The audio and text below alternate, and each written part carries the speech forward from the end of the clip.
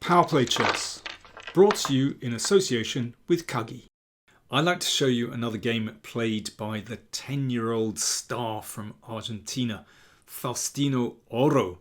If you remember a couple of weeks ago, we looked at a game that was played in a tournament in Barcelona where he was vying to become the youngest ever international master in chess history.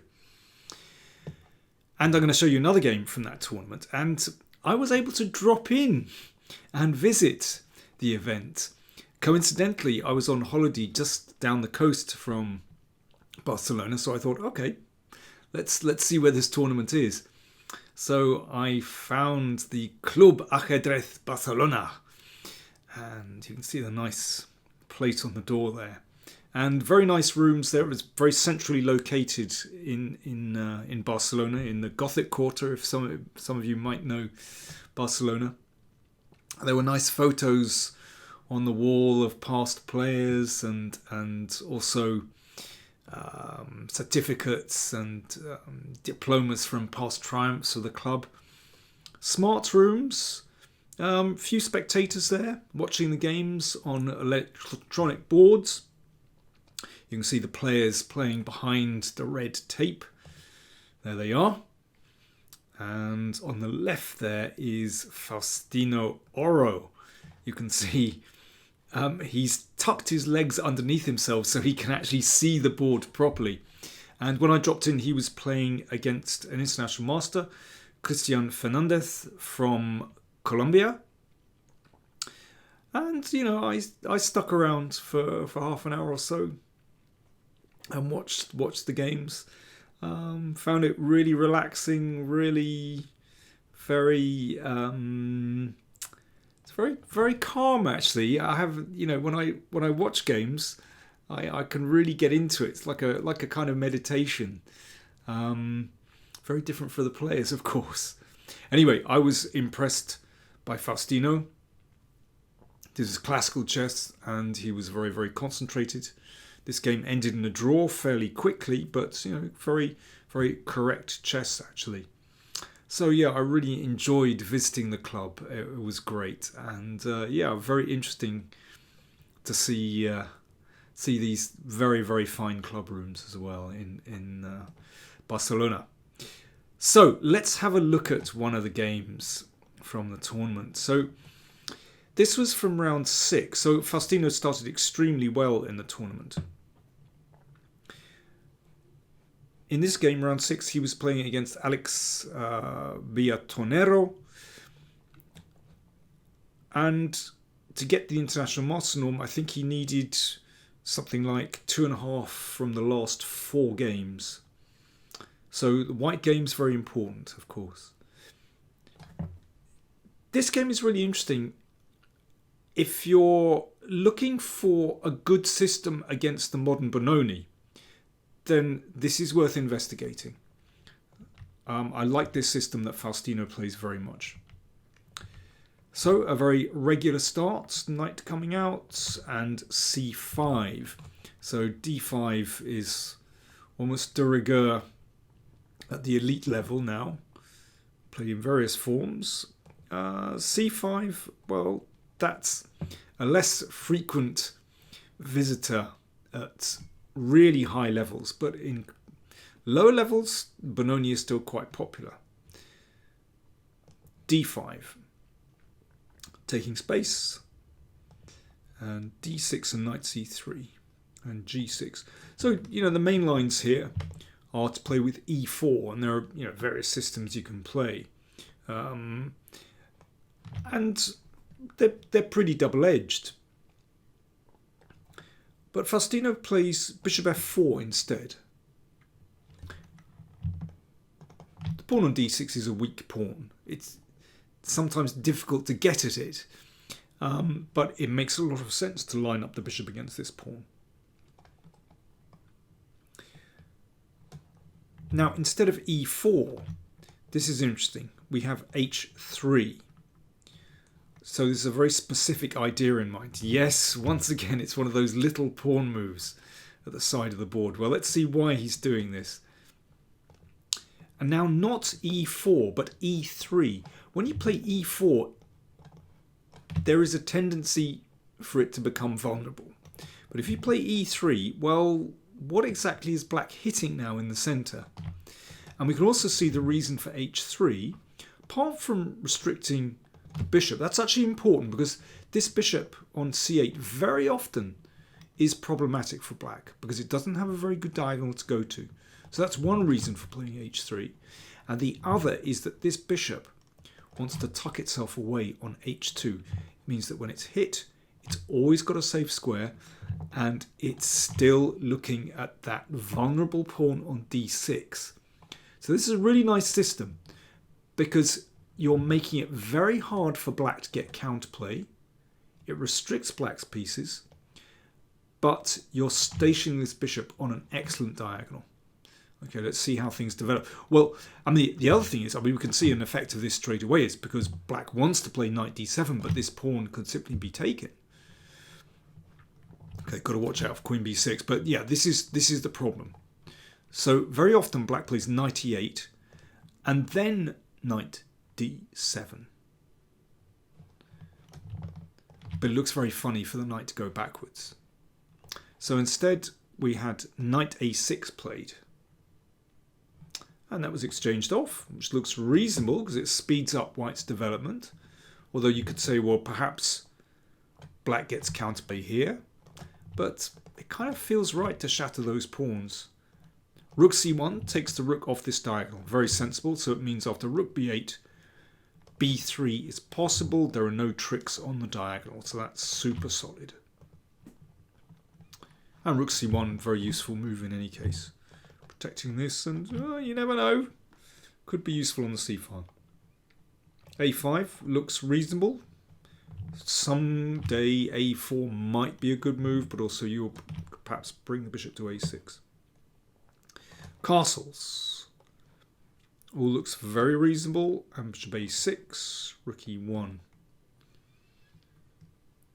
Well, what a reasonable Benoni moves here.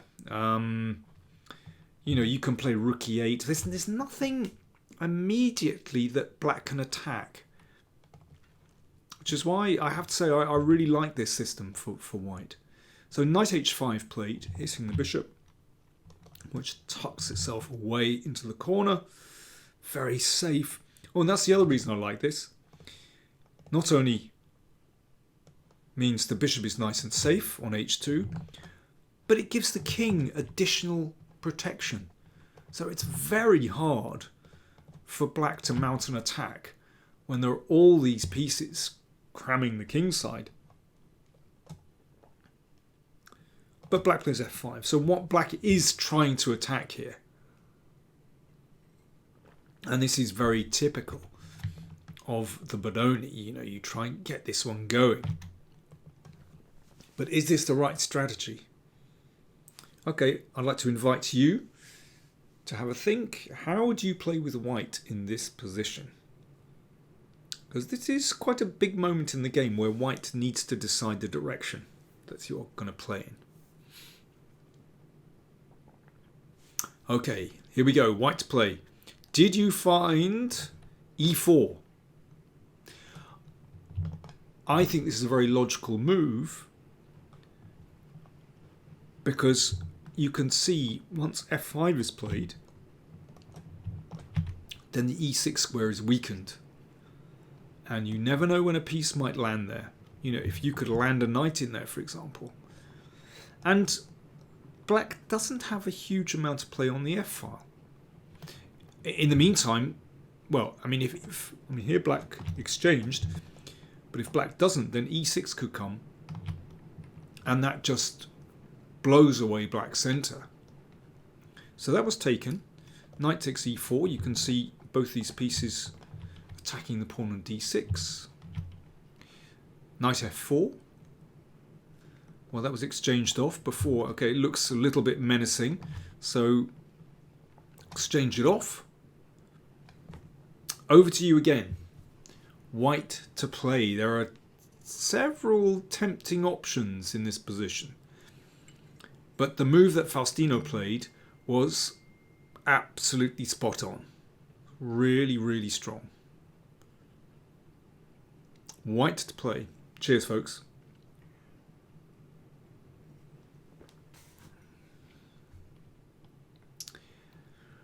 Well, you might perhaps have been aiming for that square with knight g5. Hopping the knight in here. That looks very reasonable to me. Or indeed the other knight, knight eg5. Same story. I think white has a very attractive position. And yeah, we can see all the drawbacks of advancing the f-pawn. Well, not all. We're going to see more drawbacks in a second, actually. But no, Faustino didn't do that. He played knight takes d6. And there we go. That weakened e6 square is black's downfall. There's no pawn on f7. And it's a simple tactic. It's a skewer. The queen goes back. Rook takes a6. So let me see. White has won a pawn. White is a pawn up. But more than that. I mean, all these pawns are vulnerable. Added to that, black's king is now exposed because this f-pawn has gone. And that's going to be significant later on. I mean, just compare with white's king. Look at that. Perfect fortress around the king. So white is a pawn up, and there is certainly more to come here. Rook f8. Okay, so black is playing for some activity, some play on the king side. But rook takes pawn. Faustino is not phased at all. Rook takes knight. Well, if you don't try and break through, then I mean black has absolutely nothing in that position. You know, white is just cleaning up completely. So why not try and complicate? I really like Faustino's technique here. d6. So the rook guards along the 5th rank, so it means there's no rook f5. And also it gives the queen access to d5, and also sends the pawn on its way, which could just be decisive. Rook f3, no panic. Queen d5 check. I mean, that's a very nice centralization. And yeah, we can see all the problems with the advance of the f-pawn. I mean, there are various ways to win. Queen e4 is my computer's recommendation, simply guarding g4 so that actually these pieces can't do much at all. But Faustino plays a very pragmatic move, rook c8, which basically forces an exchange of rooks. Now, the only thing in playing like this is he had to make sure that these checks don't lead to anything. But actually, it's pretty easy to calculate. I mean, this is a long line, but it's all very forcing because here, for example, there's only one check. And again, there's only one check. That blocks that. Queen g5. Okay, again, there's only one check. Well, sorry, there are two checks, but queen b5 can be met by queen e2. And then queen e1. And now the checks, the sensible checks have run out. And apart from threatening the queen, queen e8 is threatened. So black has to retreat. Hitting the rook, hitting h3. But a very calm move, king g2. And I have absolutely no doubt that Faustino had seen this way back here. Move 27. So that's check here. As I said, I mean, these are basically forcing moves. And once you get to this position, king g2 is a very clean move. Of course, if queen takes rook, queen e8 followed by mate. And so once the sensible checks run out, then that's game over. Also, queen c2, king g3, nothing doing. So bishop d4 was played, which at least guards this pawn. But queen d2, really sensible, guarding the second rank, hitting the bishop. And of course, it's behind that d pawn, which is about to advance. So bishop f6. Rook takes a7. Now white is in complete control. King is totally safe. All these squares are covered around the king. And these pieces are just too much. And the game finished like this. Of course, d7 is possible, but this is even better. And queen h6. So the point of rook c7 was to stop queen c2. Threatening mate. And that's a very clean kill. And here, black resigned. If queen h7, check. Queen takes f6. And d7. And the pawn goes through. Well, I mean, Faustino Oro is obviously a fantastic prospect for the future. And he, as I mentioned before, he's receiving a lot of coaching.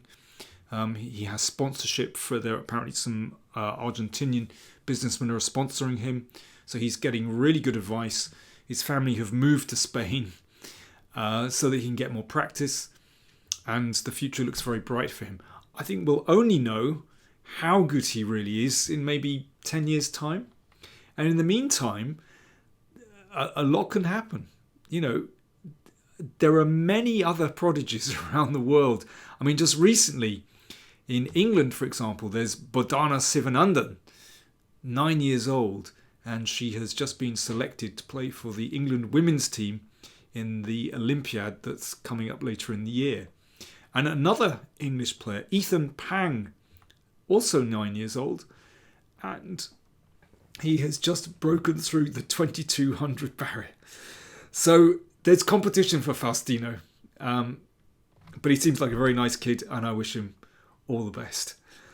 Anyway, I thought that was a very impressive game.